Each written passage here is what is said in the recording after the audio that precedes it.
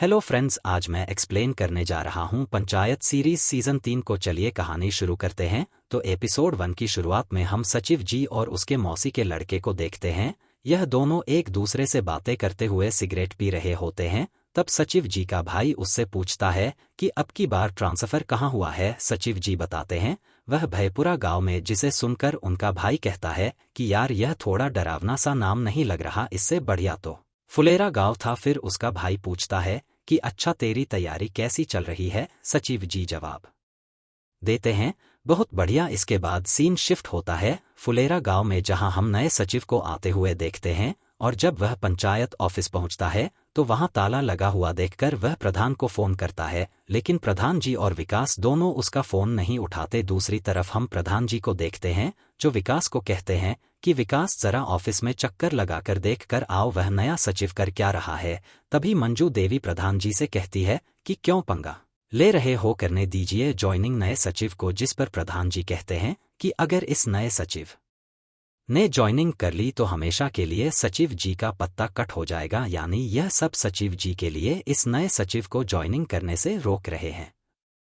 वहीं पर नया सचिव रास्ते में घूमते हुए भूषण और विनोद से टकरा जाता है। तो भूषण उससे पूछता है कि भाई साहब आप कौन है, जिस पर वह बताता है कि मैं इस गांव का नया सचिव हूं और इस गांव में चल क्या रहा है, मुझे ज्वाइनिंग करनी है, पर अभी तक पंचायत ऑफिस का ताला नहीं खुला। जिसमें भूषण उसे भड़काने लगता है कि यहाँ पुराने वाले सचिव के जाने के बाद से ही वह पंचायत ऑफिस नहीं खुला और तुम्हारी औकात ही क्या है प्रधान के सामने। जिस पर सचिव भड़क जाता है और कहता है कि मैं कोई छोटा मोटा सचिव नहीं हूं, मेरे सर पर विधायक जी का हाथ है। तभी वहां पर विकास आता है और नया सचिव उसे देखकर पूछने लगता है कि भाई साहब तुम ताला क्यों नहीं खोल रहे हो, अगर तुमने ताला नहीं खोला तो मुझसे बुरा कोई नहीं होगा। लेकिन विकास बिना कुछ भी कहे वहां से बाइक मोड़कर चले जाता है और नया सचिव पीछे से चिल्लाता हुआ कहता है कि अब तो मैं ताला तोड़कर अंदर घुसूंगा। तब भूषण उसे और भी भड़कते हुए कहता है कि तुम्हारी यहाँ पर कोई भी नहीं सुनने वाला, तो यह लो हथौड़ा और जाकर तोड़ दो ताला। यह सुनकर पहले तो वह हिचकिचाने लगता है, लेकिन भूषण के बार बार कहने पर वह ताला तोड़ने के लिए जाता है और भूषण और विनोद दूर खड़े होकर यह नजारा देख रहे थे। इधर विकास प्रधान जी को आकर बताता है कि उसने दरवाजा तोड़ने की धमकी दी है, क्या करूं प्रहलाद चाचा को ले जाऊं। जिस पर प्रधान जी कहते हैं कि चलो ले जाओ, लेकिन ध्यान रखना प्रहलाद सिर्फ समझाएं, मारपीट पर न उतर आए, और अगर प्रहलाद ने ज्यादा दारू पी रखी होगी तो उसे लेकर मत जाना। तब विकास कहता है कि आजकल उनका पता ही नहीं लगता कि उन्होंने ज्यादा पी रखी है या कम। तभी मंजू देवी आती है और विकास को खाना देते हुए कहती हैं कि प्रहलाद को दे देना, और कहती है कि आपके और उस सचिव के बीच जो भी गड़बड़ चल रही है उसके बीच में प्रहलाद को बिल्कुल मत लाना। उस टाइम पर प्रधान जी मंजू देवी को तो मना कर देते हैं, लेकिन विकास वहां से सीधा प्रहलाद के पास पहुंचता है। तब हम प्रहलाद को देखते हैं जो अपने बेटे के गुजर जाने के बाद गम में नशे में पड़ा होता है। विकास उसके पास जाकर उसे जगाता है और उसे खाना खाने के लिए कहता है। फिर जैसे प्रहलाद टिफिन खोलने लगता है, इतनी देर में विकास प्रहलाद को बता देता है कि नया सचिव ज्वाइनिंग करने आया है और वह ताला तोड़ने वाला है। यह सुनकर प्रहलाद को बहुत गुस्सा आता है, जिसके बाद यह दोनों बाइक पर बैठकर सीधा ऑफिस पहुंच जाते हैं। इधर भूषण और विनोद देखकर मजे ले रहे थे और एक दूसरे से कहते हैं कि भैया अब मजा आएगा। फिर पंचायत ऑफिस आने के बाद प्रहलाद खाना खाने लगता है और सचिव को कहता है कि तुम ताला तोड़ते रहो, और विकास जब तक हम खाना खा रहे हैं तुम एक बढ़िया सा बांस ले आओ और आगे से उसे थोड़ा नुकीला रखना। अब इसके बाद हम विधायक को देखते हैं जिसने अपने घर में संगीत का कार्यक्रम रखा था और विधायक अपनी बेटी के साथ बैठा होता है। तभी वह अपनी बेटी से पूछता है कि बेटी हम नए घोड़े का क्या नाम रखें। उसकी बेटी कहती है सितारा रख दीजिए, और विधायक उस घोड़े का नाम सितारा सिंह रख देते हैं। तभी विधायक का चेला उसे बताता है कि जो आपने सचिव फुलेरा गांव में भेजा था उसे वहां का प्रधान ज्वाइनिंग करने नहीं दे रहा। यह सुनकर विधायक का खून खौल जाता है और वह तुरंत गाड़ी निकलवाता है और कहता है कि आज चलो पूरे गांव वालों को मिलकर मारेंगे। जिस पर उसका चेला उसे समझता है कि विधायक जी जरा सी बातों के लिए आप कहाँ जाएंगे, आप बस डीएम मैडम को कंप्लेंट कर दीजिए, बाकी वह देख लेगी। और विधायक डीएम मैडम को कंप्लेंट कर देता है। जिसके बाद हम प्रधान जी को देखते हैं जिसके पास डीएम मैडम का फोन आता है। तब प्रधान जी मंजू देवी की बात करवाता है और डीएम मैडम मंजू देवी को काफी बुरी तरीके से हड़का देती है कि तुम्हारे ऑफिस में चल क्या रहा है। मंजू देवी कहती कि क्या चल रहा है मैडम, कुछ भी तो नहीं। डीएम मैडम कहती हैं कि अगर तुम ऑफिस जाओगी तभी तो पता लगेगा ना। जल्द से तुम और उप प्रधानमंत्री ऑफिस पहुंचे। इसके बाद मंजू देवी और प्रधान जी पहले पंचायत ऑफिस पहुंचते हैं, जहां मंजू देवी देखती है कि नए सचिव दरवाजे पर बैठा है और प्रहलाद खटिया पर सोया होता है। तब मंजू देवी उन्हें उठा दी और कहती है कि यहाँ चल क्या रहा है। प्रहलाद कहता है कि कुछ भी नहीं, मैं तो बस यहाँ पर सो रहा था। तब नया सचिव बोल पड़ता है कि यह सो नहीं बल्कि मेरे को धमकी दे रहे थे। लेकिन तब तक प्रधान जी सचिव को चिल्ला के चुप करवा देते हैं। तभी विकास वहां पर बांस का डंडा लेकर आता है और सचिव कहता है कि यह देखिए सो नहीं बल्कि मेरे को धमकी दे रहे थे। यह देखिए मैडम, यह इस डंडे से क्या करने वाले थे, लेकिन मैं डरने वाला नहीं हूं। आखिर मैंने विधायक को कॉल करके एक ही बार में सबको हिला दिया ना। तो मंजू देवी उसको सुनाकर चुप करवा देती है। इसके बाद हम सचिव जी को देखते हैं जो अपनी प्रिपरेशन कर रहे होते हैं। तभी उसे व्हाट्सएप पर रिंकी का मैसेज आता है जिसमें रिंकी ने कहा था कि आपका ट्रांसफर रोकने के लिए यहाँ पर लड़ाई चल रही है, लेकिन सचिव जी उसे कोई रिप्लाई नहीं देते। इधर मंजू देवी और प्रहलाद डीएम ऑफिस में बैठे होते हैं, जहां डीएम मैडम कह रही होती है कि आप क्यों विधायक से पंगा ले रही हैं, चुपचाप नए सचिव को ज्वाइनिंग करवा दीजिए। जिस पर प्रहलाद कहता है कि नहीं मैडम, अगर ज्वाइनिंग करेंगे तो पुराने सचिव जी ही करेंगे, वरना विधायक का तो कोई भी चीज़ हमारे गांव में ज्वाइनिंग नहीं कर पाएगा और अगर करने की कोशिश करेगा तो मैं उसके हाथ पैर तोड़ दूंगा। यह कहकर वापस से बाहर चले जाता है। फिर डीएम मैडम मंजू देवी को समझाते हुए बाहर आती है कि जरा प्रहलाद को समझाइए, बेकार में दुश्मनी मोल मत ले, वह विधायक वैसे भी बहुत गंदा आदमी है। अब यहाँ से यह सब पंचायत ऑफिस पहुँचते हैं, जहाँ वह सचिव अभी भी बैठा होता है और मंजू देवी उससे कहती है कि यहाँ पर आपको बस काम से मतलब रखना है, फालतू किसी के मामले में टांग नहीं अड़ानी। यानी मंजू देवी उसकी ज्वाइनिंग करवाने वाली है। तब सचिव कहता है कि हम क्यों किसी के काम में टांग लगाएंगे और यह आप मुझे बार बार धमकी देना बंद करिए, हमारे सर पर विधायक जी का हाथ है। यह सुनकर प्रहलाद को गुस्सा आ जाता है और वह सीधा बांस को उठाकर सचिव को मारने के लिए आगे बढ़ता है। तभी प्रधान के पास डीएम मैडम का फोन आता है। वह बताती हैं कि विधायक को जेल हो चुकी है, उस पर आरोप लगा है कि उसने कुत्ते को जान से मारकर खा लिया है। यह सुनकर सभी लोग काफी खुश हो जाते हैं, यानी विधायक गया तो इस नए सचिव को भी ज्वाइनिंग करने नहीं दिया जाता। अगले दिन रिंकी व्हाट्सएप पर मैसेज करके सचिव जी को बताती है कि आपका ट्रांसफर रोक दिया गया है, जिसे देखकर सचिव जी खुश हो जाते हैं और रिंकी को कॉल करके सारी इन्फॉर्मेशन पूछते हैं कि यह कैसे हुआ, कब हुआ, और इसी के साथ एपिसोड 1 यहीं पर खत्म होता है। एपिसोड 2 की शुरुआत में हम जगमोहन और उसकी फैमिली को देखते हैं जो आपस में बतिया रहे होते हैं। तभी उन्हें किसी चीज की आवाज आती है और जगमोहन भागते हुए बाहर जाकर देखा है तो प्रधान जी और मंजू देवी बाइक से गिर गए होते हैं क्योंकि उनके रास्ते में गड्ढा आ गया था। तब जगमोहन उनकी मदद करता है। फिर प्रधान जी और मंजू देवी यहाँ से चले जाते हैं, जिसके बाद हम सचिव जी को देखते हैं जो गांव में वापस आ गए थे और हैंडपंप से नहाने के लिए बाल्टी भर रहे होते हैं। तभी वह भूषण को देखते हैं और उसे कहते हैं कि आपका हथौड़ा अंदर रखा हुआ है, जाकर ले लीजिए और आपके और मेरे बीच कोई दुश्मनी नहीं है। मैं यहाँ पर अपनी नौकरी करने आया हूँ तो मुझे शांति से नौकरी करने दीजिएगा। फिर नहाने के बाद तैयार होते समय सचिव जी अपनी मौसी के लड़के से बात कर रहे होते हैं और कहते हैं कि यहाँ पर सब ठीक है, बस मुझे होने वाली पॉलिटिक्स से दूर रहना है। जिस पर उनका भाई कहता है कि मुझे सब पता है, तो वहाँ पर रिंकी के लिए गया है ना। और रिंकी का नाम सुनते सचिव जी के मुंह पर स्माइल आ जाती है। तभी थोड़ी देर बाद वहां रिंकी आती है, जिसे देखकर सचिव जी कहते हैं क्या हुआ, सब ठीक तो है ना। तब रिंकी कहती है कि कुछ नहीं, हम तो टंकी पर बस चाय पीने जा रहे थे तो सोचा आपको हाय हेलो कर दें। इसके बाद रिंकी सचिव जी को चाय पीने के लिए ऑफर करती है, लेकिन सचिव जी कहते हैं कि इस समय टंकी पर जाएंगे तो गांव वाले पता नहीं कैसे कैसे बातें बनाएंगे। एक काम करते हैं, रात को चलेंगे, मैं फ्री भी हो जाऊंगा और अंधेरे में किसी को कुछ दिखेगा भी नहीं। तब रिंकी कहती है कि अंधेरे में क्या करेंगे, मतलब अंधेरे में तो गाँव भी नहीं दिखता। यह कहकर रिंकी वहां से चली जाती है।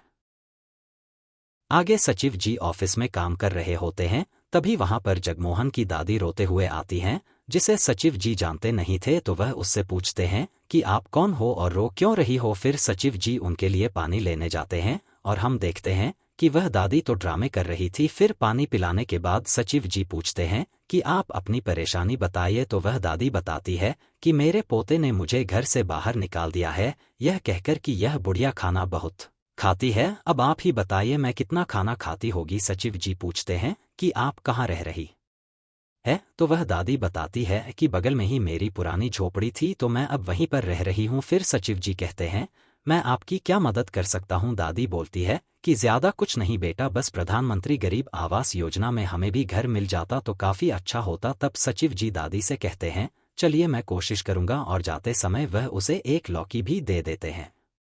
अब यहाँ से सचिव जी प्रधान जी के पास जाते हैं क्योंकि प्रधान जी का फोन आया था और वह उसे बताते हैं कि मंजू देवी के पैर में चोट लग गई है। सचिव जी पूछते हैं कि आप गिरे कहाँ थे। प्रधान जी बताते हैं वहीं जगमोहन के घर के सामने। तो सचिव जी कहते हैं यह वही जगमोहन है क्या जिसकी एक दादी है। प्रधान जी कहते हैं हाँ, लेकिन आप उन्हें कैसे जानते हैं। सचिव जी बताते हैं कि उसकी दादी आज प्रधानमंत्री गरीब आवास योजना से घर मांगने के लिए आई थी, जिस पर मंजू देवी कहती है कि उन्हें क्यों मिलेगा घर, उनके घर तो पहले से बना हुआ सचिव जी कहते हैं कि जगनमोहन ने अपनी दादी से लड़ाई करके उन्हें घर से बाहर निकाल दिया है, लेकिन मंजू देवी बताती है कि जब सवेरे हम गिरे थे तब वह तो अपने पोते के साथ ही थी। जिस पर प्रधान जी कहते हैं कि यह क्या नौटंकी चल रही है, सचिव जी जरा चेक करके आओ। इसके बाद सचिव जी निकल ही रहे होते हैं, तभी वहां विकास आ जाता है और सचिव जी से पूछता है कि आपने प्रहलाद चाचा को देखा है क्या। सचिव जी मना कर देते हैं। तब विकास बताता है कि पता नहीं वह कहाँ चले गए, एक दिन से गायब है। फिर सचिव जी थोड़ा सोचते हैं और कहते हैं कि कहीं निकल गए होंगे घूमने फिरने, वैसे जगमोहन का घर कहाँ है। जिसके बाद यह दोनों वहां चले जाते हैं।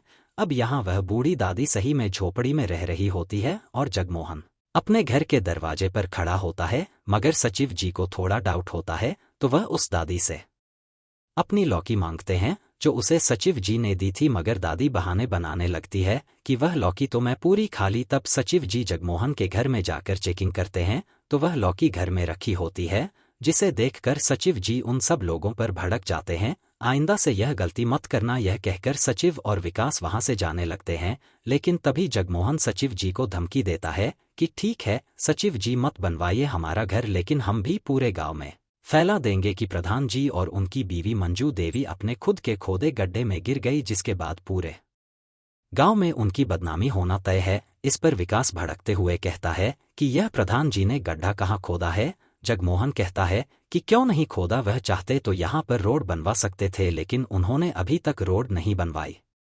तब सचिव जी कहते हैं कि तुझे जो करना है वह कर ले। इसके बाद वह पंचायत ऑफिस आते हैं और प्रधान जी को सारी बात बताते हैं। तब प्रधान जी कहते हैं कि सचिव जी जगमोहन का चुप रहना बेहद जरूरी है, तो उसे पक्का घर दे दीजिए। लेकिन सचिव जी उसे देने से मना करते हैं और कहते हैं कि अगर मैं पकड़ा गया तो मेरे ऊपर कार्रवाई हो सकती है, और वैसे भी अगर किसी को पता लग भी गया कि आप और मंजू देवी गड्ढे में गिर गए थे तो क्या ही हो जाएगा। अगर आपसे कोई पूछे कि रोड क्यों नहीं बनवा पा रहे हो तो कह देना जब अभी विधायक नहीं है तो रोड कहाँ से बनवाएंगे। तब विकास कहता कि यह सब तो ठीक है, लेकिन बात फैलने पर प्रधान जी की बेइज्जती हो सकती है। प्रधान जी कहते हैं कि सचिव जी कुछ ना कुछ तो करना होगा, इलेक्शन सर पर है। तब सचिव जी कहते हैं कि इसमें मैं क्या करूं, मैं तो यहाँ गलत ही आ गया दोबारा से यहाँ। अब यह सुनकर प्रधान जी गुस्सा होकर यहाँ से चले जाते हैं और घर पहुंचने पर प्रधान जी के घर के बाहर एक कंपाउंडर खड़ा होता है। प्रधान जी पूछता है कि क्या हुआ। तब कंपाउंडर कहता है कि वह रास्ते में जगमोहन मिला था, उसने कहा कि मंजू देवी के पैर में चोट लगी है। तब प्रधान जी उसे वहां से गुस्से में भगा देते हैं कि ऐसा कुछ भी नहीं हुआ है। फिर शाम को प्रधान जी मंजू देवी को लेकर सचिव जी के पास पंचायत ऑफिस आते हैं, तो मंजू देवी सचिव जी से कहती है कि आप यह काम करवा दीजिए, आप पर कोई भी आंच नहीं आएगी। सचिव जी कहते कि ऐसे कैसे आंच नहीं आएगी, भूषण से लेकर विधायक तक मेरे पीछे पड़े हुए हैं। तब प्रधान जी कहते हैं कि वैसे भी कुछ नहीं होगा, वह बुढ़िया तो अलग झोपड़ी में रह रही है। तब मंजू देवी कहती है कि अगर वह ड्रामा कर रही है तो उन्हें कह देना ड्रामा असलियत में करना होगा तभी उन्हें घर मिलेगा। विकास कहता है कि मगर अभी तक उन्हें लड़ता हुआ किसी ने देखा नहीं है, तो सबूत कौन देगा? फिर मंजू देवी कहती हैं कि ठीक है, उन्हें कह दीजिए कि उन दोनों दादी पोते को पूरी भीड़ के सामने लड़ना होगा, तभी उन्हें घर मिलेगा और किसी को शक भी नहीं होगा। इसके बाद सचिव जी और विकास जगमोहन को समझाने जाते हैं कि तुम्हें अपनी दादी से लड़ना पड़ेगा। जगमोहन कहता कि मैं अपनी दादी से नहीं लड़ सकता, जिस पर सचिव जी कहते हैं कि अब यह कहानी तुमने बनाई है तो फिर भुगतो, और वैसे भी तुम्हें घर चाहिए या नहीं यह तुम्हें डिसाइड करना है। तब जगमोहन यह करने के लिए मान जाता है और थोड़ी देर बाद वह लड़ाई करते हुए अपनी दादी को घर से बाहर निकालकर झोपड़ी में फेंक देता है, जिसे 4-5 लोग देख लेते हैं। अब सुबह जगमोहन ने यह तो कर दिया था, लेकिन रात को जगमोहन को यह सब सोचकर काफी दुख हो रहा था।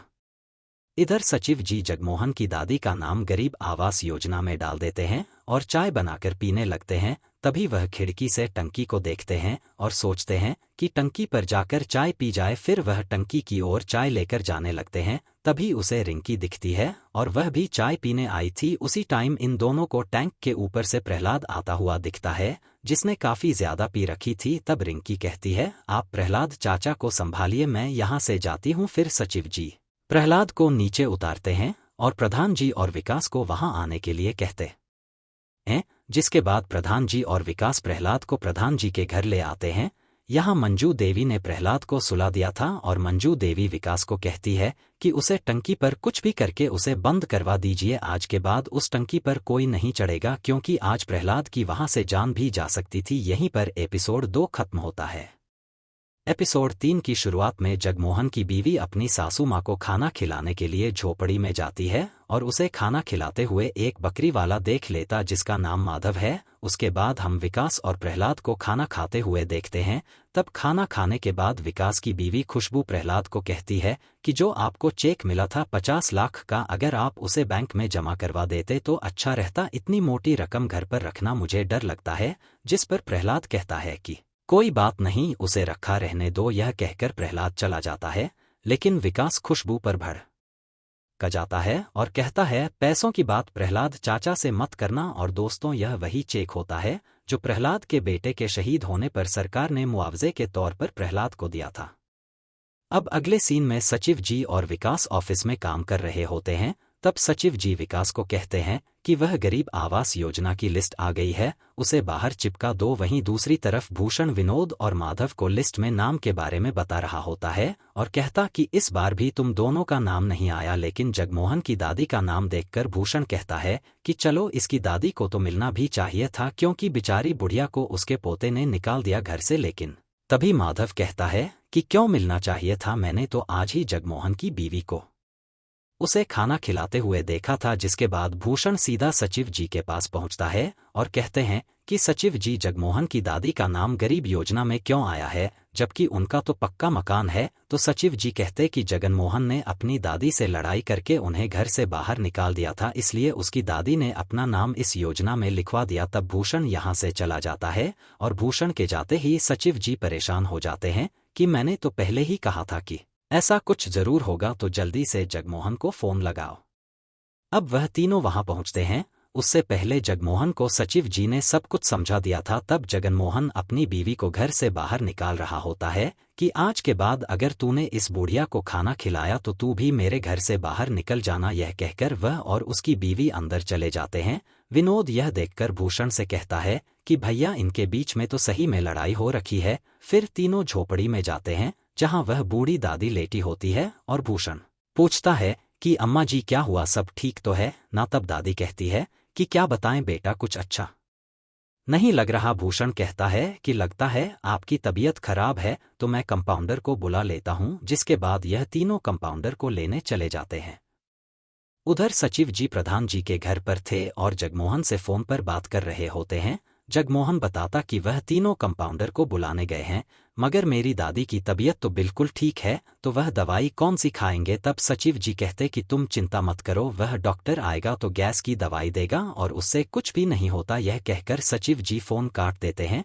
तब प्रहलाद सबको चिल्लाने लगता है कि पहले एक झूठ बोला, अब उसे छुपाने के लिए दूसरे झूठ बोले जा रहे हैं। प्रधान जी, आपने सचिव जी को फालतू में इन सब में फंसा दिया। उधर भूषण कंपाउंडर को ले आता है और कंपाउंडर उस दादी से पूछता है कि क्या दिक्कत है। दादी तो बस कहती है अच्छा नहीं लग रहा। तब कंपाउंडर उन्हें गैस की गोली खिला देता है। अब आधी रात में जब सचिव जी सो रहे होते हैं तब उसे जगमोहन का फोन आता है। जगमोहन रोते हुए बताता है कि सचिव की अम्मा की तबीयत सच में खराब हो गई है। पता नहीं उसे कंपाउंडर ने कौन सी दवाई खिला दी थी, इसलिए गाड़ी का इंतजाम करवा दीजिए, हॉस्पिटल जाना पड़ेगा। इसके बाद सचिव जी सीधा प्रहलाद के पास जाते हैं और उन्हें सारी बात बोलकर पूछते हैं कि कहीं गाड़ी मिलेगी या फिर प्रहलाद सचिव जी को एक जगह पर लेकर आता है जहां से उन्हें टेम्पो मिलता है, लेकिन टेम्पो चलाने वाले ने काफी ज्यादा पी रखी होती है और प्रहलाद ने भी थोड़ी सी पी रखी थी। जिसके बाद अब टेम्पो सचिव जी चलाकर लाते हैं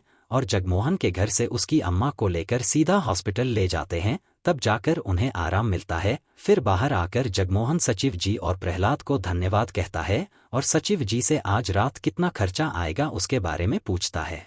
प्रहलाद कहता है कि तुम चिंता मत करो, मैं देख लूंगा, वैसे भी सरकार ने 50 लाख रुपए दिए हैं, उसका मैं करूंगा ही क्या। अब अगले दिन जगमोहन अपनी दादी को अस्पताल से डिस्चार्ज करवा लाता है, लेकिन जगमोहन की दादी पक्के घर में जाने की बजाय झोपड़ी में चली जाती हैं, वरना लोगों को उन पर शक हो जाएगा। यह देखकर जगमोहन को अच्छा नहीं लगता तो वह सीधा प्रहलाद के पास जाता है और कहता है कि भैया अब हम सोच रहे हैं कि गरीब आवास योजना से अपना नाम हटवा लें, क्योंकि अगर घर मिला तो अम्मा से दूर रहना पड़ेगा और वह हो नहीं सकता। तो प्रहलाद कहता है कि यह सब तो तुम्हें पहले से सोचना चाहिए था। जगमोहन बताता है कि माँ ने जबरदस्ती करके यह काम करवा दिया, अब आप ही कुछ करिए। यह कहकर वह रोने लगता है, जिसकी बात प्रहलाद जगमोहन की दादी को अपने घर ले आता है और दिखाता है कि परिवार की बिना घर कितना सूना सूना लगता है। उसका घर देखकर दादी काफी हैरान हो जाती है, क्योंकि उसके घर में सब कुछ बिखरा पड़ा था। तब प्रहलाद कहता है कि मेरी तो मजबूरी है,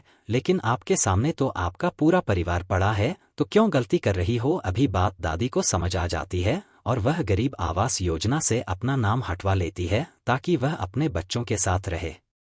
और इस बार भूषण, विनोद और माधव सचिव जी की तारीफ करते हुए कहते हैं कि चलो इस बार तुमने एक अच्छा काम तो किया, एक दादी को उसके पोते से मिलवा दिया। तभी विनोद और माधव पूछते हैं कि सचिव जी अब यह जो घर था वह किसे मिलेगा, जिस पर सचिव जी कहते हैं कि वह तो प्रधान जी डिसाइड करेंगे। यहीं पर एपिसोड 3 खत्म होता है। एपिसोड 4 की शुरुआत में हम देखते हैं कि पंचायत ऑफिस में आज एक मीटिंग बिठाई जाती है और मीटिंग शुरू होने से पहले सचिव जी मंजू देवी को समझा रहे होते हैं कि सभी लोगों को बता दीजिए कि अभी विधायक की पोस्ट खाली है, तो जब तक विधायक नहीं रहेगा तो रोड का काम चालू नहीं हो पाएगा। प्रहलाद भी प्रधान जी को कहता है कि सचिव जी एकदम सही कह रहे हैं, जिस पर प्रधान जी थोड़ा गुस्से में होकर प्रहलाद को बोलते हैं कि तुम ही सबको बता देना, वैसे भी आजकल हम लोगों से ज्यादा लोग तुम्हारी सुन रहे हैं। तभी विकास आता है और कहता है कि चलिए मीटिंग शुरू हो गई है। अब मीटिंग के बीच में वहां भूषण आ जाता है और चिल्लाते हुए बोलता है कि प्रधान जी आपने यह अच्छा नहीं किया, जगमोहन की अम्मा वाला घर भी आपने फुलेरा पश्चिम में दे दिया है। तब पंचायत वार्ड के मेंबर पूछने लगते हैं कि भूषण भाई आखिर हुआ क्या, और भूषण बताता है कि गरीब आवास योजना में टोटल 12 घर सरकार ने बनाने के लिए कहा था, जिसमें से 7 घर इन्होंने फुलेरा पश्चिम में दिए थे और 4 घर फुलेरा पूर्व में और एक घर जगमोहन की अम्मा को दिया था। लेकिन जगमोहन की अम्मा वाला घर अब रद्द हो चुका है, तो उन्होंने वह घर भी फुलेरा पश्चिम में दे दिया। कायदे से तो वह घर फुलेरा पूर्व वालों को मिलना चाहिए था। तभी विनोद कहता है कि प्रधान जी खुद पश्चिम साइड के हैं ना, इसलिए पश्चिम फुलेरा वालों की मदद करते रहते हैं। फिर भूषण रोड की बात खोल देता है तो प्रधान जी गुस्से में कहते हैं कि अभी विधायक नहीं है तो रोड के लिए फंड कौन देगा। भूषण कहता है यानी विधायक नहीं होगा तो रोड कभी नहीं बनेगा, जिस पर सभी वार्ड मेंबर्स बातें बनाने लगते हैं और इस बात का प्रधान जी और मंजू देवी पर कोई जवाब नहीं था। तब भूषण सभी मेंबर सबको और भी भड़काने लगता है कि इस प्रधान ने हमारे गांव के लिए कुछ भी नहीं किया है और ऊपर से विधायक से हमारी दुश्मनी करवा दी, वह भी सचिव के लिए। फिर वह सबको बताता है कि विधायक को जमानत मिल चुकी है और इस इलेक्शन में उसकी बीवी विधायक की जगह पर खड़ी होगी और उनका जीतना तय है। फिर वह कहता कि मैं गांव वालों से विनती करता हूं कि इस बार इलेक्शन में हमें प्रधान को बदलना ही होगा। यह कहकर भूषण वहां से चल जाता है और भूषण की बातों को सुनकर सबका मुंह उतर जाता है। वहीं अगले सीन में विकास को देखते हैं, जिस पर किसी का फोन आ रहा होता है। तब उसकी बीवी पूछती है कि क्या हुआ। वह बताता है कि आज तनख्वाह बढ़ाने के लिए धरना है, लेकिन मेरा जाने का मन नहीं कर रहा। तब खुशबू कहती कि हाँ, आप प्रधान जी की चिंता में लगे रहो, लेकिन वह तो पैसे वाले लोग हैं, बाद में कोई दिक्कत नहीं होगी। विकास भड़क जाता है कि तुम बार बार पैसे पर क्यों आ जाती हो। तब उसकी बीवी उसे प्यार से समझाती है कि अभी हमें भले कोई दिक्कत ना हो, लेकिन आगे जब हमारा बच्चा होगा तब तो हमें पैसों की जरूरत पड़ेगी। इसके बाद विकास धरने पर चले जाता है। अब इधर सचिव जी जब खाली होते हैं तो वह रिंकी को फोन करके पूछते हैं कि प्रधान जी क्या कर रहे हैं। रिंकी बताती है कि पापा और मम्मी का आपस में झगड़ा हो रहा है और मैं थोड़ी देर में बाजार जाने वाली हूं ताकि थोड़ा घूम फिर सकूं। सचिव जी पूछते हैं कि किसके साथ जा रही हो। रिंकी कहती है कि शायद पैदल जाऊंगी। तो सचिव जी कहते हैं चलो मैं तुम्हें ले चलता हूं, और रिंकी उनके साथ जाने के लिए मान जाती है। फिर दोनों बाजार घूमने निकल जाते हैं। दूसरी तरफ प्रहलाद पेड़ के नीचे बैठकर दारू पी रहा होता है, जिसके बाद हम रिंकी और सचिव जी को मंदिर से बाहर निकलते हुए देखते हैं, जहां सचिव जी रिंकी को एमबीए करने की सलाह देते हैं, क्योंकि रिंकी को अब अपने करियर पर ध्यान देना था। तब सचिव जी पूछते हैं कि पहले तो तुम्हारे घर वाले शादी करवा रहे थे, अभी अचानक से पढ़ाई कैसे। रिंकी बताती है कि वह शादी के लिए मेरे पीछे पड़े थे, लेकिन मैंने मना कर दिया है और मुझे अपने करियर पर ध्यान देना है। तभी सचिव जी को रिंकी से पता चलता है कि उसके तो केवल मैथ में 42 नंबर ही आए थे, फिर भी वह रिंकी को मोटिवेट करता है कि तुम कर लोगी। इसके बाद हम भूषण, उसकी बीवी विनोद और माधव को तैयार देखते हैं, जो कि विधायक से मिलने जा रहे थे। फिर विधायक के घर पहुंचने पर पहले तो विधायक का चेला उन्हें अंदर जाने नहीं देता। तब भूषण कहता है कि हम फुलेरा गांव के प्रधान से बदला लेना चाहते हैं। इसके बाद छुट्टिन उन्हें अंदर जाने देता है और विधायक भूषण और उसकी पत्नी से पूछता है कि क्या तुम मंजू देवी को इस बार हरा दोगी। क्रांति देवी कहती है कि अगर आपका सहयोग रहा तो पक्का उसे हरा देंगे, और विधायक उनकी प्लानिंग पूछता है। भूषण बताता है कि पहले तो हम आपके और फुलेरा गांव के बीच समझौता करवाएंगे और उसके बाद आपको इलेक्शन जीत कर विधायक बनने के बाद फुलेरा गांव की रोड बनवानी होगी, और उसका आश्वासन गांव वालों को अभी देना होगा। तो विधायक कहता है कि अच्छा, तो यह सब करके तुम बड़े नेता बन जाओगे, लेकिन बदले में मुझे क्या मिलेगा। भूषण कहता है कि बदला वह भी उस प्रधान से जिसने आपकी बेइज्जती की थी। यह सुनकर विधायक भूषण और उसकी पत्नी का साथ देने के लिए तैयार हो जाता है। फिर शाम को ऑफिस में विकास सचिव जी को बता रहा होता है कि आज मैं धरने पर गया था, लेकिन वहां जाने का कोई फायदा नहीं है। सरकार का जब मन करेगा वह सैलरी तभी बढ़ाएगी। जिस पर सचिव जी कहते हैं कि हाँ भाई, ऐसा ही होता है, मैं तो कह रहा हूँ अपना एक अलग बिजनेस खोल ले। तभी प्रहलाद आ जाता है और पूछता है कि किसी ने प्रधान जी का हालचाल लिया या नहीं, लेकिन कोई कुछ भी नहीं बोलता। फिर रात को प्रधान जी गुस्से में छत पर बैठे होते हैं, तो रिंकी खाना खाने के लिए बुलाती है, पर वह नीचे नहीं जाते। तभी व्हाट्सएप ग्रुप पर सबका हाई मैसेज आता है, यानी आज रात को उनकी महफिल लगने वाली है। फिर चारों बियर पीने बैठे होते हैं, लेकिन आज किसी का भी मूड अच्छा नहीं होता और सबके मुंह लटके हुए थे। तब प्रधान जी कहते हैं कि यहाँ पर भी अगर मुझे गाली देनी है तो दे दो, वैसे भी सब लोग मुझे गाली दे ही रहे हैं। तब प्रहलाद कहता है कि मुझे आपसे बात करनी है, वैसे भी हम सबसे उस आवास योजना में गलती तो हुई है, और मैं सोच रहा हूँ मुझे सरकारी मुआवजा जो मिला है 50 लाख रुपए, उससे हम गांव की रोड बनवा लेते हैं, जिसके बाद आप इलेक्शन जीत जाएंगे। इस पर सचिव जी कहते हैं कि सरकारी काम के लिए आप अपना पैसा क्यों देंगे, और विकास भी यही कहता है। तभी प्रधान जी कहते हैं कि चाहे जो भी हो जाए, रोड तो सरकारी फंड से ही बनेगी, बाकी जो होगा देखा जाएगा। तब प्रहलाद कहता है कि रोड बनने दीजिए प्रधान जी, वरना आप इलेक्शन हार जाएंगे। प्रधान जी चौंक के कहते हैं कि कैसे हार जाएंगे इलेक्शन, तुम तो हमारे साथ होना। जिस पर प्रहलाद कहता कि नहीं, हम नहीं है, इस बारी हम इलेक्शन नहीं लड़ेंगे, क्योंकि गांव वालों को लगता है कि हम अपने शहीद बेटे के पीछे अपनी गलतियों को छुपा रहे हैं, और इससे अच्छा तो हम इलेक्शन लड़े ना। तभी यह लोग भूषण और उसके साथियों को विधायक के पास से आता हुआ देखते हैं। यहीं पर एपिसोड 4 खत्म होता है। आगे के एपिसोड्स पार्ट 2 वीडियो में एक्सप्लेन करूंगा। वीडियो पसंद आई हो तो लाइक, शेयर और सब्सक्राइब जरूर करें।